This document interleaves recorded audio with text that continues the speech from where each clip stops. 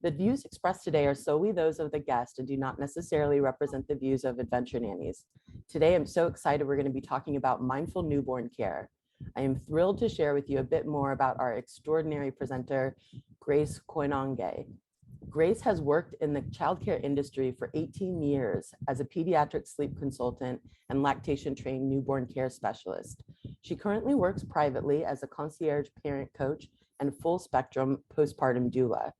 Grace loves supporting growing families by nurturing new parents, building confidence in infant-parent relationships, and helping them to navigate all newborn challenges like breastfeeding struggles, sleep issues, and more.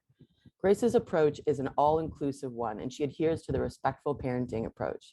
Without further ado, let's get started. Please join me in welcoming Grace.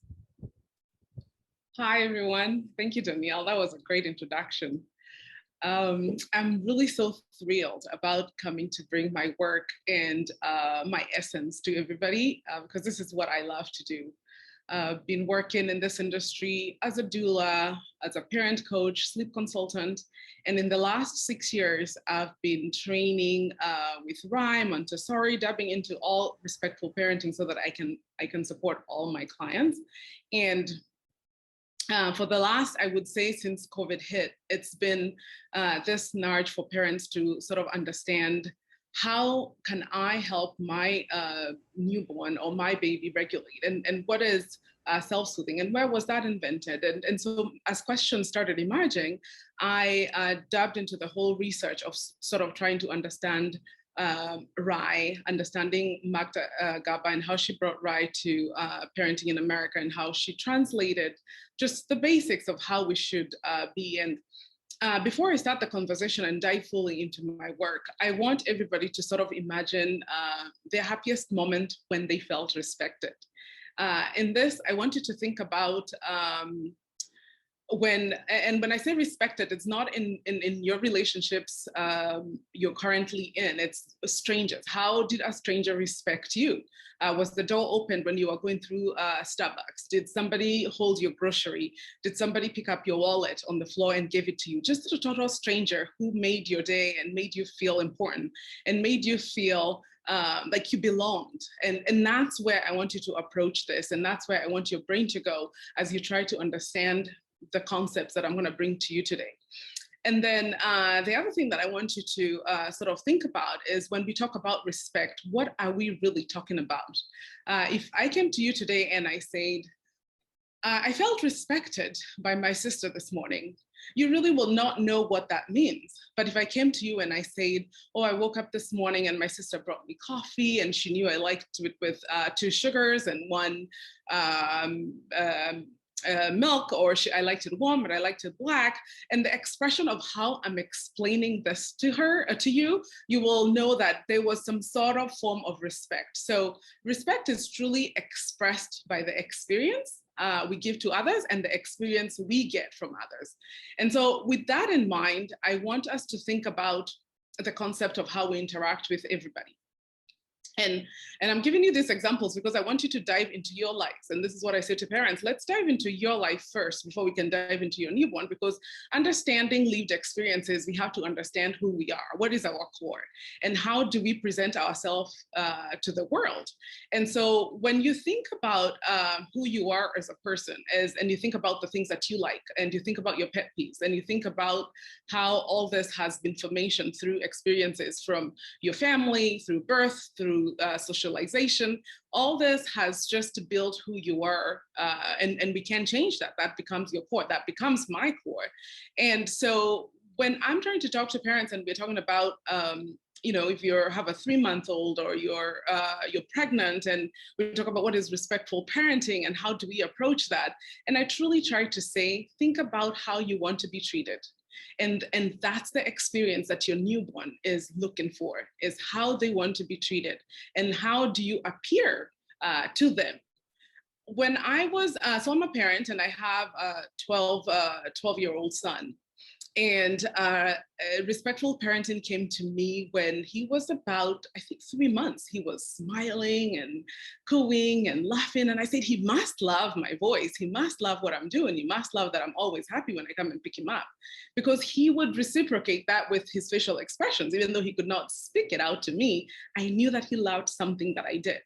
And so I started researching and reading, because I'm a doula. You dab into sort of things that you're attracted to. I was trained lactation, but I really loved sleep. And then when I dabbed into sleep, I really loved to understand is, I don't want to do the whole cry it out. I want to understand, how do we do sleep without getting to the cry it out? And then I want to understand, why do we as parents behave the way we behave in terms of caring for our newborns? And I found out just through the whole research, it's because we feel panicked. We feel there's always this need that we feel we need to protect the child, or we need to serve.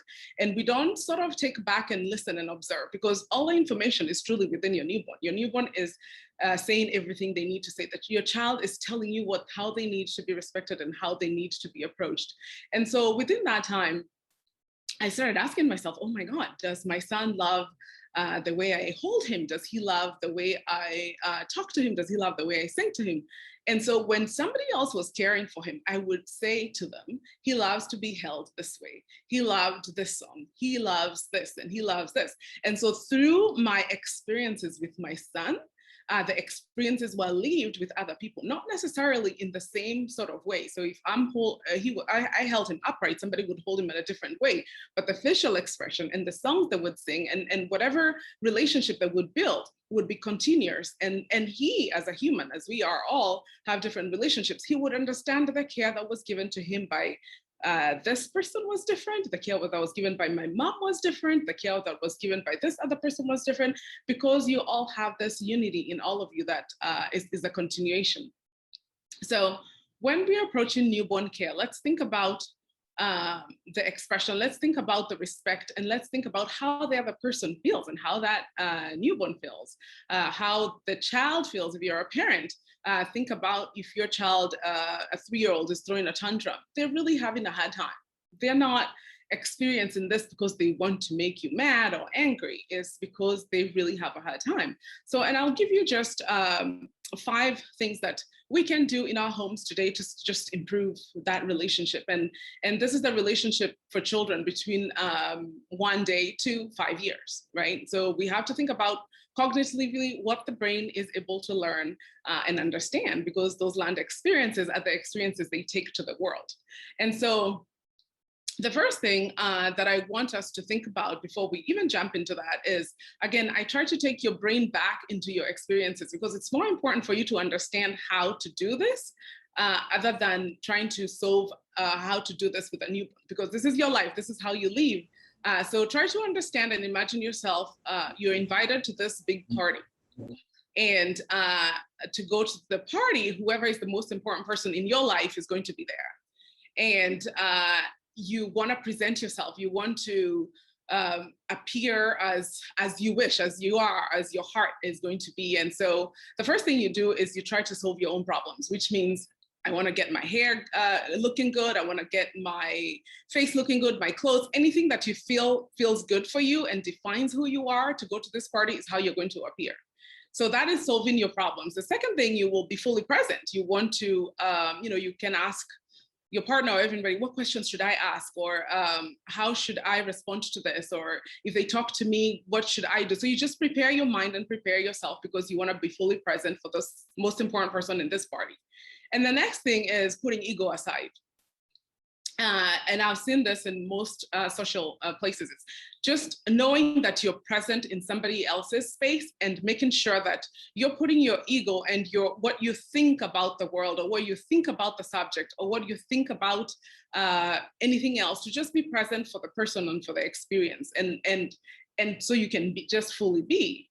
And then the next thing is how to use your body language, right? So if I'm going to sit upright and talk to you guys, because I respect the fact that you came and logged in here, and I'll sit upright and I'll talk to you, and my body language will be different. I'll be slower. I'll try to explain to you. other than just sitting here and I'm slouching and you're talking and I'm chewing my nails. So body language and how you use your face really defines who we are. And then the next thing is showing interest. So giving you time to chat, giving you time to respond back to me, giving me time to ask questions, giving me, and also me observing to see sort of how the room is pairing and everything else. So when you think about yourself in that situation, I want you to think about a newborn, a new baby, and we'll go from new baby and then we'll move to children. So when you receive a newborn as a caretaker and you walk into the room and you go pick up the newborn, whether they are crying or not crying, and you put them on your shoulder and you start burping them and you shush them and you're busy shaking them and doing all the things that we do as parents, we sort of forget that maybe this is not what they want. Maybe this is not what they were asking for. And so what I say to parents is, let me solve my own problem first, because I rushed into that room because baby woke me up because I was in the middle of the nap. I was going to take a shower. I was going to eat my salad. Just whatever is happening in your world is not the same thing that's happening in your newborn's world or your child's life. So when you walk into that room, be present, solve your own problems first, leave them outside the door, walk in knowing, oh my God, you're having a hard time. And so what I try to do, if it's a newborn, I have touch points. So my touch points will probably be if the baby's swaddled, it will be the legs. And I will go, hi, this is Grace. Those are my hands. I am here. And if the baby continues to cry and scream, you can go, shh. So soothe that baby first before you lift them to your shoulder, and then tell them what you're going to do. Once you feel they've given you a moment and they're receiving you, because that's the most important thing, is to have that baby receive you, and they're receiving you, then you can say, I'm going to put you on my shoulder and I'm going to burp you. I think you have a burp. I think you're struggling with a snap, and we'll figure it out together. I think we're going to sit here for a moment. If you've come in twice and 3 times to sort of do the burp, just say, I think you're struggling with this nap. I really want you to have this nap because it's really important. And I will cuddle you, I'll hold you, I'll stay with you. And that sort of tells the newborn that you are present, you are prepared, you are ready to serve, you're ready to help and to be there as you care for the baby. If you have a toddler and you have a newborn, prepare your toddler. If you have to go into that room with your toddler, absolutely, just prepare your toddler and say, we're going to go in because Kenny's still awake and I would like you to come with me. We can sing a song. You know, everything that you do has to be both for the family and has to be inclusive. If you have dogs, if you have whoever is in your house, nobody is excluded. So this is a whole experience. And so this is what I'm saying, being fully present, solving your problems, making sure that you're checking yourself outside the door to sort of say, I will go help this person because this person is struggling with whatever they're struggling with. And after I've solved that, we'll figure out everything else. The other thing that we have to do is once you're fully present and in that moment, you really understand what the need is. Understanding the need takes time. With an infant, takes time with a child. And sometimes it means just being there. Right? If you have a toddler that's throwing a tantrum because you went to the supermarket and they probably wanted to get something that you didn't want to get them, and they have it at home, but they still want to get this thing and you can't buy it, and they're just throwing their body on the floor, sit on the floor with them, sit there with them and give them time. You don't solve the problem. Don't say, hey, Maddie, you have it at home. They don't know what you're talking about. It is being present with them to sort of say, hey, Maddie, I see that you really, really want the bear. And I know how it makes you feel. And I know these are big feelings. I will give you a minute. I will give you time. I will give you time to solve this. And when you're ready, let me know. Don't worry about all the people passing by, and just wait for your child, wait for that child to sort of understand that you see them. That's the first thing that babies and children see, like, you see me.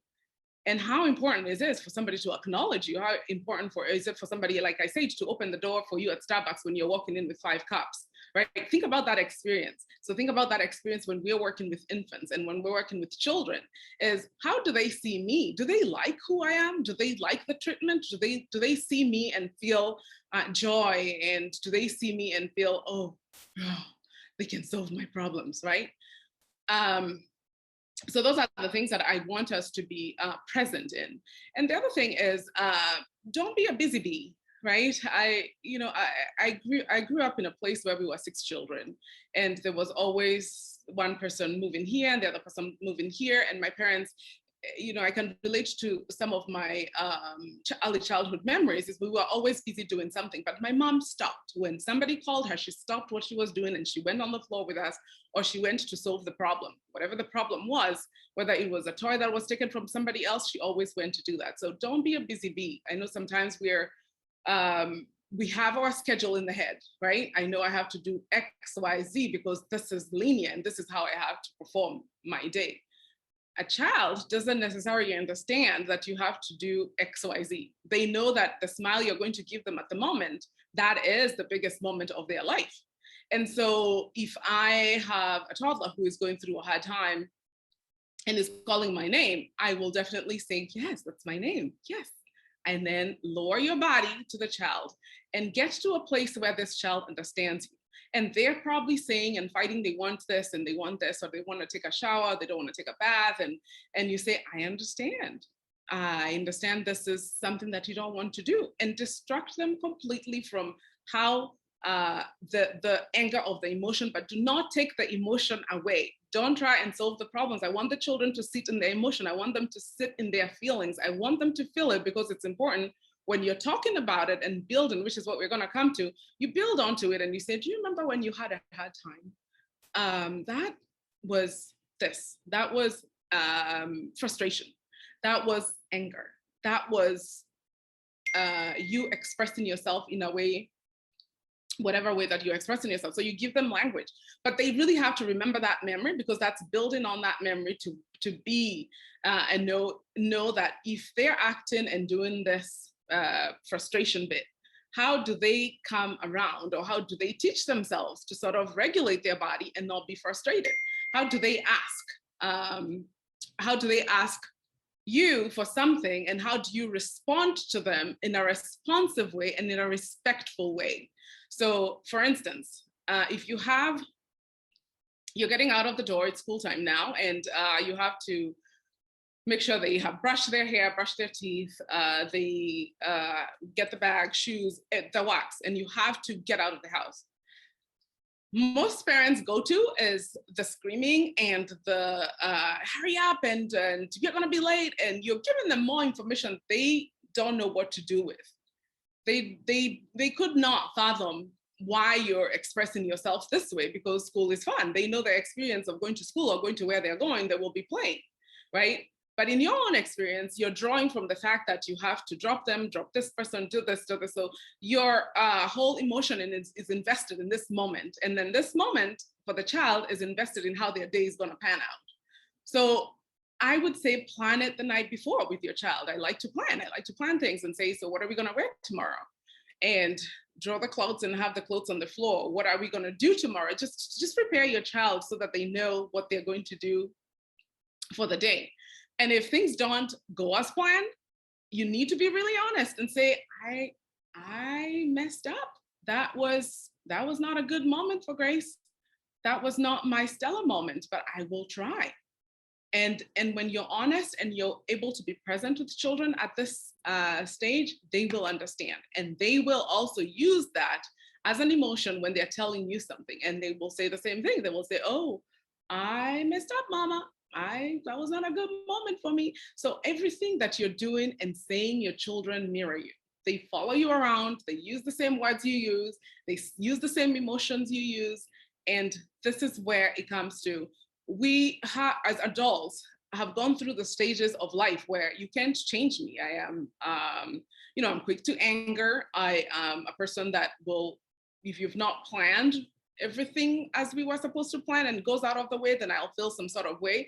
But with my child, I try to be different. I try to be present, because sometimes he's having a hard time and it's okay, right? It is okay for him to have a hard time. It is okay for him to struggle with whatever he's struggling with. And I can just sit there with him as he's struggling with whatever. And when he's ready, I'll say, I'm here for you. My body, my hands, everything is available when you're ready. So that's being fully present. And then the next one is, how do I use my body, my whole entire body, to sort of support a newborn or a child? And one of the things that I find when I talk to parents is, because first I observe, I say, let me come and observe the behavior and see what's going on. Let's see if they call me for sleep and they say the baby's not sleeping and he's, we're talking about a toddler who is 13 months to 18 months or above. And they say they wake up at night, they walk to my room, I walk them back, we sleep in the bed. And so we're talking about the behavior. And I really don't talk about the sleep. I talk about, tell me about the play. Tell me what happens during the day. And the parents are always surprised when I change it from sleep to play, because what really happens in the experiences that this child is feeling and the emotions they grab throughout their life is really what affects the sleep. So the sleep, solving sleep for me is not necessarily a one-off. It is a continuation of building a relationship of trust, right? So the parent will say, well, she never listens. When I'm on the phone, they're always bugging me, or just things that the parent will tell me, and we'll have a conversation, and I'll write it down, and I'll say, this is how I see her world. This is how I see what you're telling me and how it's presented. And so one of the things that is really important when you're talking to parents or when you're working with children, and if you're a parent yourself, is when you're working with your family and the people around you, is giving them the tools to understand what emotions this little human carries, right? She doesn't like being rushed. So maybe let's brush our teeth and then go dress downstairs and, just figure out what those emotions are and how they draw them and how they approach their day, right? The other thing is, when you're trying to solve whatever problem it is you're trying to solve with a toddler, think about how you would solve it first without talking about the steps, right? So for instance, Maddie cannot tie her shoes, and she's screaming at me to tie her shoes, or she just doesn't want to wear those shoes. Now we are in different shoes and she wants to go to the room and get the other shoes. I would think about how I feel about this moment and how important it is, wherever we're going. And I would sit down and I'll let Maddie find the shoes she wants, and she will bring them to me instead of me solving the problem for Maddie. So instead of you being in the minutia of the child's emotion, sit with it. Let her go grab the shoes that she wants and what she feels she wants to wear. And so she'll come in and she wants to tie her shoelaces, and she can tie her shoelaces. If you have to go, tie the shoelaces, but put it a mental note. So tomorrow during play, we're going to play and tie shoelaces, right? We're going to help her know what are the things and how she can use her executive functions to sort of get herself ready. And that's what we want. We want a child who can be able to get herself ready throughout the door with less help. The less help you help, and the more present you are through whatever they're going through, they will see you're sitting with them, right? You're their lawyer. You're sitting with them. You can solve their problems even without solving their problems, right? Because you're there and you're present, and they will figure out that these shoes are not the best, and I'm gonna wear the Crocs that I know I wanted you to wear, but I didn't tell you about it because I wanted you to figure it out, and then I'll sit in this moment. So that's what I want you to do. Is an adult, prepare yourself to leave early, prepare yourself to have meltdowns, prepare yourself for this amazing, fabulous day with your children when you feel all the emotions and you feel everything. And it doesn't have to be a place where there's panic. You don't have to tell all the children all the information, but just know that you're the problem solver. They're looking for you to have it, right? You got it. They're looking at you saying, so you got it. You got this. But as a mom, I don't got it because I'm like panicking. I'm trying to get out of the door. I'm trying to get the jacket, and I have my phone on me. So there's really so much commotion when it comes to handling children. So I want you to sit with it and be present. Use your body language, use your hands. If you feel that they need a hug, they're children who like to hug, just tell them, I'm ready. Just keep your hands here until they're ready. I am ready. My body, everything is ready for you. If you have to close your eyes and they're safe, just say, I'm gonna close my eyes. And maybe when you're ready, you'll be sitting on my lap. Maybe, I don't know, but I'm just gonna be here and I'm gonna be present. So you're not trying to walk in there without the invitation, right? The invitation is really important. So when we go back to newborn a little bit, is there's also the invitation of touch. So when you're changing your newborn's diaper, it's not a process. So if you're not taking off the tabs and changing and wiping and talking to somebody else and busy doing other things, you're saying, can I change your diaper? I know you have a poopy diaper. Can I change it? And so the expression will go, or the crying will go, or whatever emotion this child is going to feel, you will let them sit in it. You will touch them, you will comfort them, you will give them a pacifier, you will make sure that they are fully present so that they can experience whatever you're going to do, which is the diaper. And you say, I'll touch your leg, and then I'll lift up your leg. I'll wipe your scrotum, I'll move your penis, I'll wipe your vagina. Like, you're talking and saying all the things that you're doing to the child so that they understand. And if their bottom has a rash, you'll say, your bottom is looking a little bit unhappy, so I'm gonna use an extra cream, whatever creams that you use, right? Maybe it's not the usual one, just say, I'm gonna use that cream. And so you're giving all the information you can to this infant so that they can understand this is a process. It's the beginning of language where they can feel you, right? There's the voice, the tone, and they can move from happiness to sad to musical to connection. It's all those emotions, and it's all sensory. It's all touch, and it's all voice, and it's all presence. And our teeth are the best thing, because when they see them, they just start smiling and they know you're happy. So use your mouth as you talk, and your teeth, and you're smiling, and you're engaged, again, fully present. So the diaper change can take anywhere from 15 minutes to an hour, because that's just the diaper change, right? And again, it depends on how you plan. And this has to have a continuation of care, has to be the same. So let's say I have 3 children, the diaper is not gonna take an hour, right? Because then I have to man the need of everybody else. If I have Maddie watching something that she likes and I have somebody else doing something else, I'm gonna broadcast to everybody and say, I'm going to change a diaper, anybody available to come with me?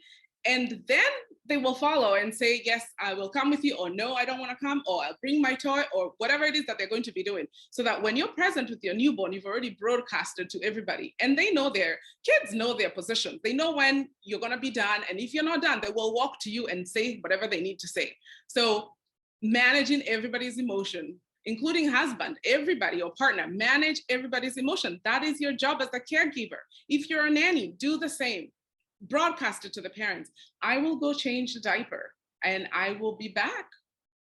What time are we going to feed? What time were you thinking of doing this? What time would you like me to do this? I want you to be the manager of your own emotions and your body and your care, so that when you're given this care, it is truly magnificent. It is truly a place and presence where the person that's receiving it can explain to other people in their own newborn realm or children realm how the experience was, how respected they felt, how beautiful it is every time you come and see them. And this is something I've seen throughout all my the kids that I've worked with. Even if they don't remember my face, they remember my voice, right? They remember because of the tone and how I speak, and of how I start my touch. So again, I start from the extremities and I go up and I say, this is Grace, this is my hands. And as the children grows, I will do a song. So I will say, the itsy bitsy spider went up, and I change it. I went up, I can go up, I can go down, I can express myself in whatever facial I want, but it is the same song. It is always and always and always the same song, because this is the experience I want them to build. And this is the place that I want them to remember, is the happy place. And so if we're doing bath and they're having a struggle and I bring in my itsy bitsy spider, oh, the mood changes, right? If they're trying to feed or sleep or just whatever it is that we have to do, think about your connector to rebooting the system, right? My rebooting the system is my itsy bitsy spider. I will sing that itsy bitsy spider until the cows come home, because that is why we reboot it. And then we can go back to sleep, right? So if I have a newborn who is going to sleep and they're struggling, I will not build up into saying shh immediately. We will sing a little bit of itsy bitsy spider to boost up the mood. And I will go slow and I will go itsy bitsy spider. Again, my eyes closed, right? I am modeling sleep. When up the water sprout. And then the child's mood I could tell that they're just relaxing. And then I can pick them up and I will put them on shoulder. And again, you're broadcasting everything you're doing. As you see they're getting quiet, you can say, and I will pick you up and put you on my shoulder. And I will rub your back. And you sing it and enjoy the moment. And then they'll come down because again, unless you invite the good juices of the brain to sort of recharge so that I can be happy and be in this moment in the presence. You have a child that's screaming and crying. You are now calling the parent because now they need a second boob. You're now calling the parent, or you're now stuck with this, guys, right? On the ball. But all you have to do is slow down. Just slow it down. And I say to parents, just put the baby back on the crib somewhere safe and let's start over. Let's start over this now. Again, let's unswaddle, let's start over. If you have a toddler who is not sitting down to eat, and you find, again, there's gotta be touch points. There's gonna be either a song that you sing together, the relationship that you've built together. Think about relationships. Toddlers and babies like relationships, like we do. I want to be in a relationship. I want to be respected. I want to be approached in a different way. I want to, when I'm waiting in the grocery store, if I have one item, I would think that the other person who has 20 items will say, would you like to go first, right? I think that this is how respect happens in everyday experiences. So if your toddler is having a hard time to go to the dining table and to eat, think about it. Maybe I'm going in too late. Maybe I'm distracting play. Maybe I didn't sit down to play. And if you see that dinner is going to be at 5 and your child is still playing and it's about 4:45, maybe sit down with them and play. What did you build today? Tell me about this. Tell me about that. Oh, I see that we're going to have dinner at 6 o'clock. We have about 3 minutes or 10 minutes or whatever. Prepare the child that the next step will be going to the dining table and doing whatever they have to do, which includes washing hands and blah, blah, blah. So build it up, broadcast it, let them know. And so they'll say, oh, I like this. What? And what did you build here? And what did you do? And they will express it to you, but make sure you're also not giving them more information to spend the whole entire 15 minutes there. Use it to your own advantage. Like, we are back. Let's just talk about blue toy. And that's all I want to talk about. It's just a blue toy, but I'm here with you. And the experiences in my head, I want us to go sit because I have other things to do, but I'm not rushing you. I'm feeling it. I'm in the presence. You're going to explain to me about this blue thing. And then I will watch the clock and tell you what I have to do nicely. And then we'll say, would you like to wash your hands in the kitchen sink or in the bathroom? Which one do you think has more warm water? I think you like warm water. Do you like warm? I like cold. Because sometimes when I wash my hands with cold water, I have to put lotion and, I don't have a lotion there in the bed. Like, keep it light, but make sure you're preparing your child's brain to go to the next event. And the way babies and children perceive events is fully, right? We don't. Brushing teeth, putting on clothes is second nature to adults. It is not second nature to a child. You don't wake up and expect them to be all fully dressed. I have a 12-year-old. I do not expect him to be fully dressed, brushed his teeth, out of the door, his hair is done, has picked up the book, and is ready to go on the bike like I would, right? I have to remind him. I said, hey, did you get all your stuff together? Is there anything I can help? Did you turn off the lights? And through that, I realized he's like, oh, I didn't brush my teeth. I did not ask him to brush his teeth. I asked him, did you turn off the lights in the bathroom, right? So those are things, even if I can see the lights are turned off, I need him to have that working memory to remind himself to brush his teeth so that next time he'll brush his teeth and turn off the lights. So build the memory, guys. Start building it slowly by slowly and broadcasting with what you have to do. This is called showing interest and forming connections. This is how we do. We observe, we respect, and we stay present. Sometimes it takes just observing. So sometimes, and Danielle, tell me when we have to do this break, because I love to talk and I can talk and talk and talk. So just wave at me. You're good. You're good. Yeah. Keep going. Okay, good. So one of the things that I like to do, and when I say slow it down, it is truly slow it down. When you walk in the room and you have to play, and then parents are like, oh, how do I play with their 2-month-old? I said, oh my goodness, let me show you.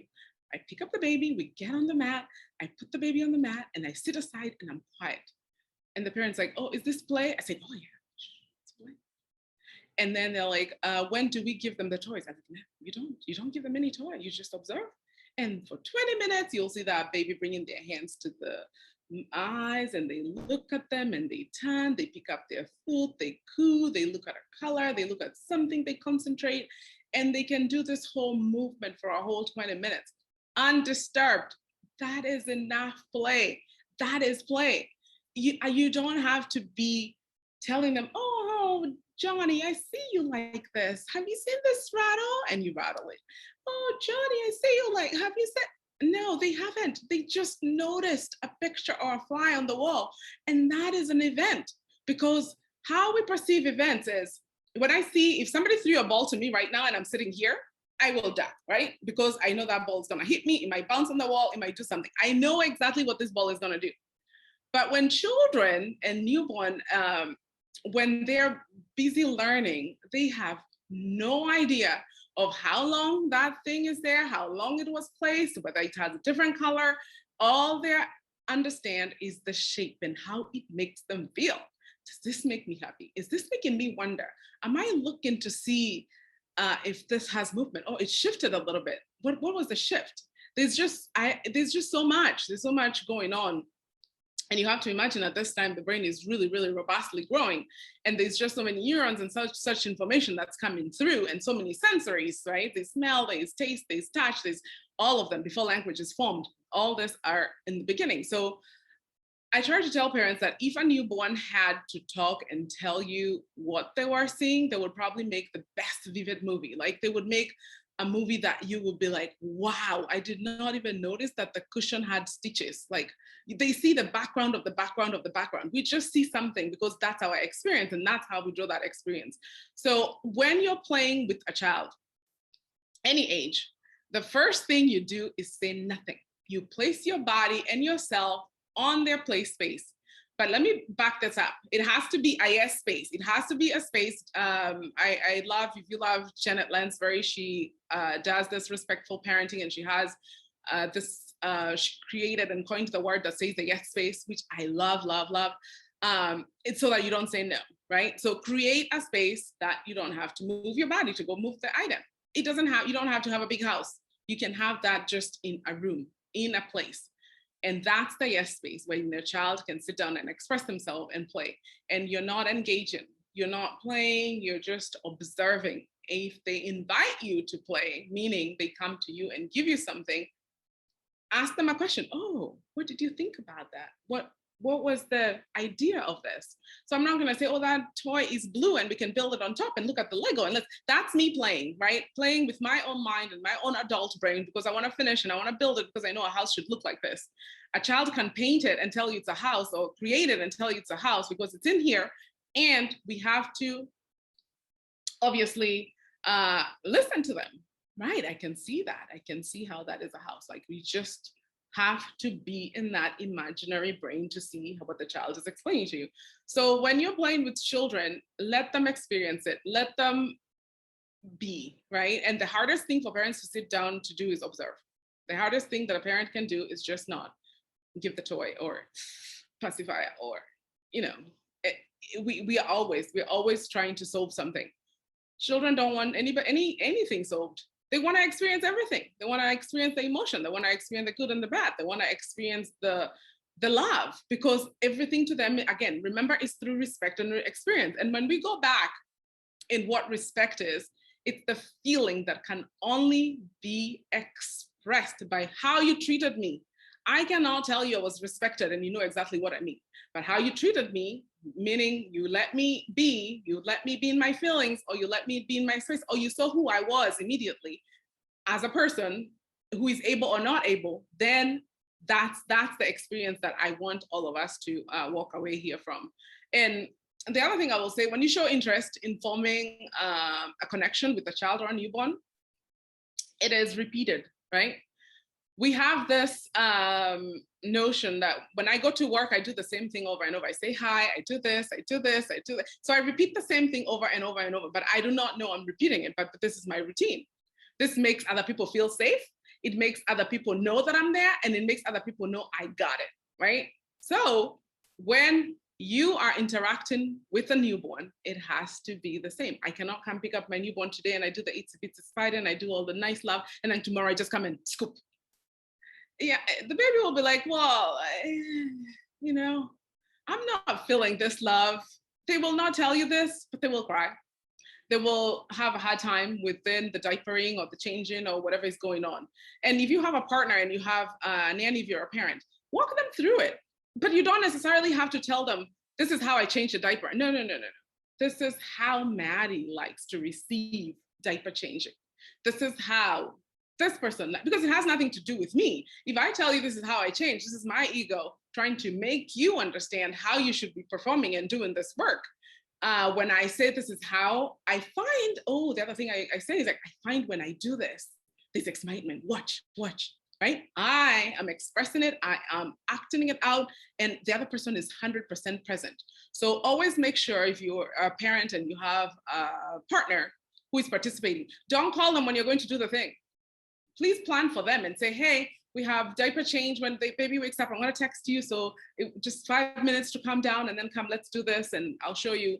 And don't scream at their voice when you have your baby and you're busy changing and then you're mad that they're not there, or you're just in your own emotion. Plan for other people. But the most important thing is plan for your children. If you're the caretaker, if you're the mom, if you're the teacher, if you're the nanny, if you're the doula, plan for the other people as they were strangers, okay? I would not go out there screaming because I'm planning for the strangers not to see that I'm crazy, right? I'm walking down the street and I'm planning all this. I'm gonna cross this Sanchez on 12, I'm gonna cross down the street, I'm gonna go down the bakery. I've planned my route, all of it, because I know this is how I like to walk. So plan your newborn's care or your child's care into that form of receivership so that they know it's the same. And then when you're giving it and handing it to somebody else, it is not a scolding moment. This is supposed to be celebratory. It's supposed to be when you're handing over to your nanny, you're like, I will be back at 6, but just make sure, I try to walk in there a little bit earlier. I turn on the lights and the curtains.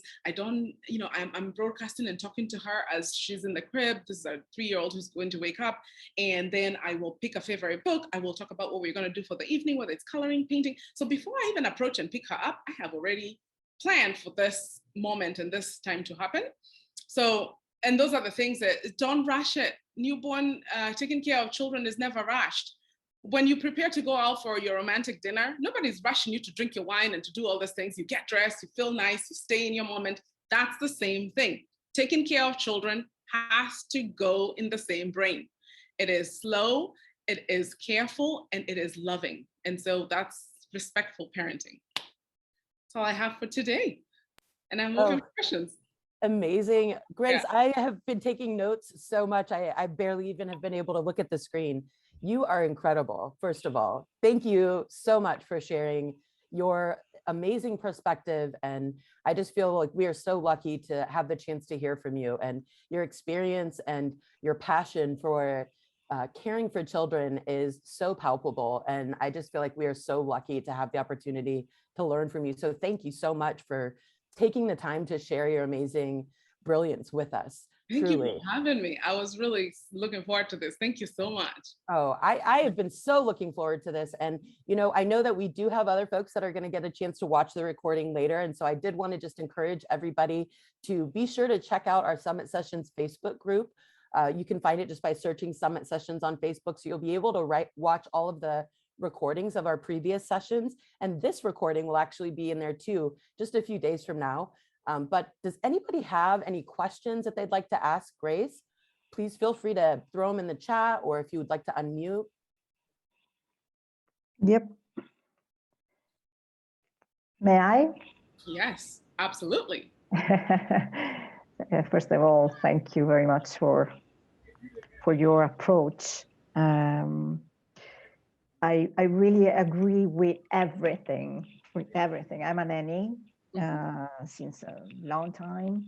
Yeah. Actually, I'm having a hard time with this family here, with the use of the power. Yeah. They use power, and there are a couple of things there. I'm not getting to them. I can't make them understand that it doesn't help the children. So first of all, they have a closed bed. They don't allow children to go out the bed by themselves, even the 3 years old. And of course, he get frustrated and he scream like 45 minutes. And starting the day with screaming so much, it gets, it started the day so on pleasure. It's not a pleasure to start the day in that way. And after that, it's not easy to get into the slow down and, the right mood. And the other thing is too many information to the kids. And I can't let them stop giving too many information to the kids, like what kind of car, what kind of what I'm gonna do, you're gonna do, everything in the same moment, like starting to go out, and as you say, they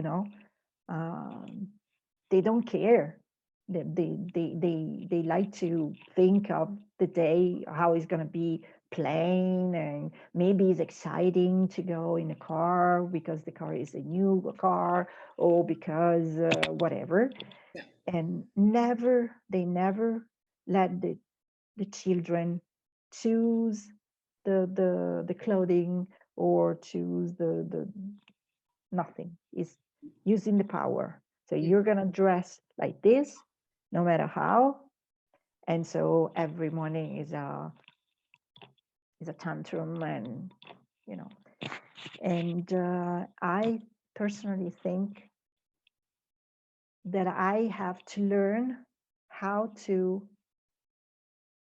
teach parents not to use the power with their children. This is my problem. I can't reach that point. They want to use the power, and they keep using it, and they're they're messing up basically. Even if I don't want to judge, even if I don't want, even if I here with my hands open and ready to hug them and whatever, but they keep doing the same thing. Right. And this is a question that when we do nanny sessions, this is a question that most nannies ask. And one of the things I will tell you about parenting is there's so many different versions and there's so many different variations. And what you have to do as the nanny and in your position is understand, what is your impact to this child, right? What do you bring? What are the fruits that you can bear and deliver to this child? Because some of the times parents parent with fear, right? The fear of being late, the fear of not accomplishing all the scheduled task that they have to do, right? A, B, C, D, whatever. And the fear of the child not looking presentable or looking good because they're presenting themselves to the world. And they forget that the child, like I say, there's a whole place that their mind is not the same as our mind and what we're thinking. So in your place, what I would do is continue with your respectful care that you have, because it's very, very intricate to sort of say to parents, I want you to change and I want you to do X, Y, Z. Model it, and model it with happiness, and model it with writing. I would go to work if I was in your position, and I would listen to whatever parents are broadcasting or saying and saying to the child, but I will make it about the experience. I will, as a nanny, if I'm going to, let's say we're going to the park and they had to choose the clothes and do all the things which they did, I will make this about the experience, because the child, like us, they know experiences. Again, remember, you're a person who goes through a whole day, but a person at Starbucks opens the door for you, you will not forget it, right? Remember that. This child will not forget your kind heart. They will not forget the experience they had with you at the park. And that's what builds this child. That's the impact you can make. All what parents and us, what we're doing on the background, it is my experience for me to sort of, as a child, to eliminate you from the collection. It is when you come to work, Monica treats me this way. So Monica, when you walk in the door, guess what? There's gonna be smiles, there's gonna be whatever is blowing up. And if she's having a tantrum, the first person she's going to say is, Monica, I need a hug, right? Because she knows how you treat her. And so if you remove yourself from the parenting of the parents and put yourself into the respectful care of caring for a newborn, I'm telling you, in any situation as a nanny, it doesn't even really matter, because parents will even say to you, oh, I like how you handled dinner, and I like this. And sometimes it takes, I've watched parents who, like I speak different languages, and they would say, oh my God, I love how you counted in Swahili, right? And so, or the word you said in Spanish, and they will start to say that word. They'll start to say, do you want anything, like whatever, let's say it's water or whatever, that will say it in the language that you're using. So be authentic, again, to yourself. Leave your ego outside the door, because whatever the parents are doing is the parents. This is a discussion for you and your small circle to say, when I went to work, I felt this way and I'm trying. And so find your circle that can nurture you in that way and can nurture you in understanding that please keep doing this work, because you are building a great leader for tomorrow. You're building a human that we're going to take to the world, that will bring the wholeheartedly living, right? So just don't stop, but have your nannies or somebody that you talk to and say what your experiences are at work, and not necessarily talking about the parents, it's talking about the experiences. I had a hard time today because when I say this to the parents, they say that, how would you deal with that? Right? Those are the connections I want to have. Those are the connections I want to create, is when we can solve problems for somebody else in telling them about their experience and how to deal with that problem, but not necessarily talking about what I can't believe she came and put this and did it. That's her job. That's her business. Course. And I know you don't do that, but I'm just broadcasting it to everybody. Yes. Yeah, live in that. And you're great at what you do because you have recognized it. So live in it and build up from there. Yes. Thank you so much, Monica, for bringing that up. And I also wanted to just echo something that someone mentioned in the chat. Adriana said, being the example will be the solution. The parents will see the success and will ask what you are doing to achieve such positive behavior. And so really quickly, we've got one last question here. I know we've got to wrap up and I want to be respectful of everyone's time. Christina is wondering, could you recommend any resources on sleep research or best practices for newborns and infants? Yes, that's a great question. I will not recommend any resources because I want you to go through this again. I'm a sleep consultant. Don't forget that. Yep. I was in a place where I was reading sleep. I want you to go in a place where you can respect this experience and the person. Go to them and say, what are you struggling with? Sometimes it is food, sometimes it is behavior, sometimes it is this, sometimes it is this. There's lots to it than the sleep itself. So sleep is never the issue. If you're interested, obviously, we can chat about sleep and what you're experiencing so that I can build up on your growth into this road and helping parents. But I really want you to take respect as the place to start. Yeah. I love that. And I think, Grace, so much of what you've said has resonated so much with me and I think with our audience as well. And I really just want to kind of reiterate, I think it's so incredible the way that you've described treating any human from infancy throughout adulthood, the way that you would want to be treated, and looking at the small ways that you can actually build that level of respect with an infant by acknowledging them, by being present with them, by getting down and spending time in their space, by being respectful of your physical presence around them. And I just really think that what you're describing is something that absolutely is going to change the world and going to have such a huge impact on the leaders of tomorrow. And I'm just so grateful that we got a chance to hear from you. For folks that would like to learn more from Grace, she's working on building another beautiful website for her business. Obviously, she's got a very busy schedule with lots of things on the books right now. But if you've got a question or you would like to have, families that you're working with reach out to her for consultation or support, please feel free to email her. I'm going to read the email here for you. It is gkoinange@gmail.com. And we are so grateful for you. Thank you so much for your time, Grace. Yes, thank you. And thank you everybody for coming. I appreciate it. We are so appreciative of you.